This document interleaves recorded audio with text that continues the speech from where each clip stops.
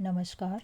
आज के व्याख्यान में हम तृतीय वर्ष कला के द्वितीय प्रश्न पत्र निबंध और भाषा के अंतर्गत 5वीं इकाई में साहित्यिक निबंध के अंतर्गत राष्ट्रीय प्रगति में साहित्य का क्या योगदान है, आज इस विषय पर अध्ययन करेंगे। साहित्य समाज का दर्पण है, साथ ही वह समाज और राष्ट्र का पथ प्रदर्शक भी है। अमेरिका के विद्वान एमर्सन ने कहा है कि जिस देश के साहित्यकार स्वप्नदृष्टा नहीं होते, भविष्य की कल्पनाएं प्रस्तुत नहीं कर सकते, वह राष्ट्र पिछड़ जाता है। समर्थ साहित्यकार न केवल अपने समय से, अपने युग से प्रभावित होता है, अपितु अपने युग को, समाज को भी प्रभावित करता है। कहने का तात्पर्य यह है कि साहित्य का राष्ट्र से गहन संबंध है। अच्छा साहित्य राष्ट्र की प्रगति का मार्ग प्रशस्त करता है। यही भाव राष्ट्र कवि स्वर्गीय मैथिली शरण गुप्त ने भी व्यक्त किए हैं। उन्होंने राष्ट्र के भविष्य के बारे में जो विचार व्यक्त किया है, चिंता व्यक्त की है, वह सभी समर्थ साहित्यकारों पर लागू होती है। जैसे हम कौन थे, क्या हो गए और क्या होंगे अभी, आओ विचारें आज मिलकर ये समस्याएं सभी।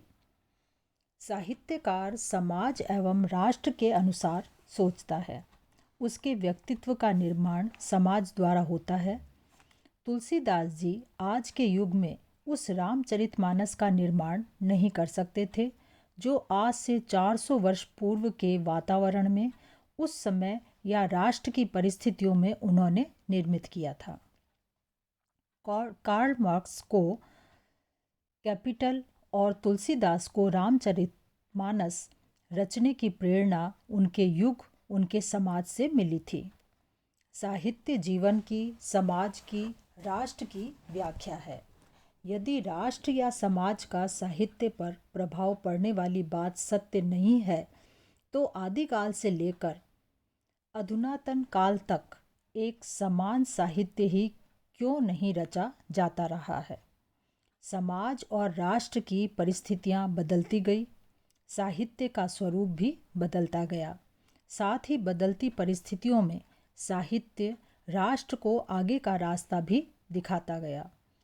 साहित्य जीवन से जुड़ा हुआ है। डॉक्टर राम कुमार वर्मा ने भी ये लिखा है कि जीवन से अलग हटी हुई कविता साहित्य की सबसे बड़ी निर्लज्जता है। साहित्य भी समाज, राष्ट्र के स्वरूप, उसकी मान्यताओं में जबरदस्त परिवर्तन ला देता है। हमारा देश सैकड़ों वर्षों तक पराधीन रहा। मातृभूमि को स्वतंत्र कराने की ललक भारतवासियों में थी। कुछ लोग अहिंसात्मक ढंग से और कुछ लोग हिंसात्मक तरीके से अंग्रेजों को देश से बाहर भगा देना चाहते थे और इसके लिए प्रयत्नशील भी थे। साहित्यकार भी इस पुनीत कार्य में पीछे नहीं रहे। अनेक साहित्यकारों ने अंग्रेजों के डंडे खाए, जेल गए और गांधी जी के असहयोग आंदोलन में सम्मिलित हुए। कुछ ने मूल नाम बदलकर अपने लक्ष्य का निर्वाह किया तथा कुछ ने क्रांतिकारी बनकर भारत माता को स्वतंत्र कराने का प्रयत्न किया और जब अवसर मिला तब देश हित के लिए साहित्य सर्जना भी की। गुप्त जी ने देश में जागृति लाने के उद्देश्य से भारत भारती की रचना की, जो देशवासियों में नव चेतना का संचार करने में सफल रही। इसी प्रकार मुंशी प्रेमचंद ने अपनी कहानियों एवं उपन्यासों के द्वारा, भारतेंदु हरिश्चंद्र ने अपनी नाट्य रचनाओं के माध्यम से, छायावादी एवं प्रगतिवादी कवियों ने अपनी रचनाओं के द्वारा राष्ट्रीय परिस्थितियों, समस्याओं एवं आवश्यकताओं की सुंदर अभिव्यक्ति अपने साहित्य में की। इस तरह हिंदी साहित्य में राष्ट्रीय परिस्थितियों का चित्रण इसकी प्रगति का प्रेरक रहा है। यदि साहित्यकारों ने दीन दुखी वर्ग की हिमायत न की होती तो कौन उनकी दशा सुधारने का प्रयत्न करता। साहित्यकार संवेदनशील होता है, वह स्थिति को जल्दी भांप लेता है और प्रतिभा के बल पर उसे प्रभावशाली ढंग से अभिव्यक्त कर देता है। सीधे सादे ढंग से कही गई बात का वैसा प्रभाव नहीं होता जैसा कि काव्यात्मक ढंग से कही गई बात का होता है। महाराज जयसिंह ने नई रानी के प्रेम पाश में राजकाज से विमुख हो गए। उस समय राज्य के लिए शत्रुओं का खतरा भी बढ़ सकता था, परंतु किसी की हिम्मत न हुई कि महाराज को उनकी भूल की ओर ध्यान दिलाए। महाकवि बिहारी ने एक ही दोहे से जादू का सा करिश्मा कर दिखाया था। नहीं पराग नहीं मधुर मधु, नहीं विकास इहि काल, अली कली ही सो बंध्यो, आगे कौन हवाल। परतंत्रता के युग में कवियों साहित्यकारों ने लोगों में देशभक्ति का भाव ऐसा कूट कूट कर भर दिया कि सारा देश अंग्रेजों के खिलाफ खड़ा हो गया था।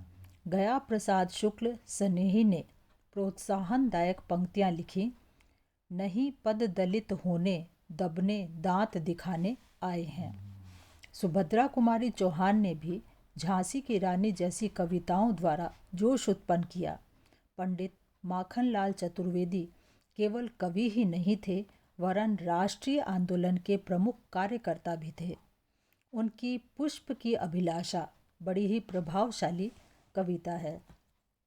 मुझे तोड़ लेना वनमाली, उस पथ में देना तुम फेंक, मातृभूमि पर शीश चढ़ाने, जिस पथ जाएं वीर अनेक। दिनकर जी की हिमालय के प्रति शीर्षक कविता भी देशभक्ति की भावना, अत्याचारी अंग्रेजों के प्रति जोश उत्पन्न करने वाली है। वह भारतवासियों को झकझोरने वाली ओजस्वी कविता है। डॉक्टर इकबाल ने राष्ट्र की प्रगति में योगदान देने वाली रचनाएं प्रस्तुत की थी। उनकी भी यह कविता बहुत प्रसिद्ध है। सारे जहां से अच्छा हिंदोस्तां हमारा, हम बुलबुलें हैं इसकी यह गुलसिता हमारा, मजहब नहीं सिखाता आपस में बैर रखना, हिंदी हैं हम वतन है हिंदोस्तां हमारा। अतः हम कह सकते हैं कि राष्ट्र की दृष्टि से साहित्य की बड़ी भारी उपयोगिता है। महान साहित्यकारों की कृतियाँ राष्ट्र की समस्याओं का समाधान प्रस्तुत करती हैं, राष्ट्र के लिए मार्ग दिखाती हैं, भविष्य के लिए उपयोगी सुझाव प्रस्तुत करती हैं, गलतियों के बारे में सचेत करती हैं। हमारा साहित्य नवयुवकों में, देशवासियों में अपनी सभ्यता संस्कृति के प्रति प्रेम उत्पन्न करने वाला, देशभक्ति की भावना भरने वाला, छुआछूत आदि बुराइयों को दूर करने वाला रहा है, और वह वर्तमान समय में भी राष्ट्र में आती रहने वाली बुराइयों पर व्यंग आदि के माध्यम से प्रहार करता हुआ राष्ट्र को सही रास्ते पर आगे ले चलने के दायित्व का निर्वाह करता रहा है। इसमें संदेह नहीं कि हमारे साहित्य ने राष्ट्र की प्रगति में बड़ा भारी योगदान दिया है। धन्यवाद।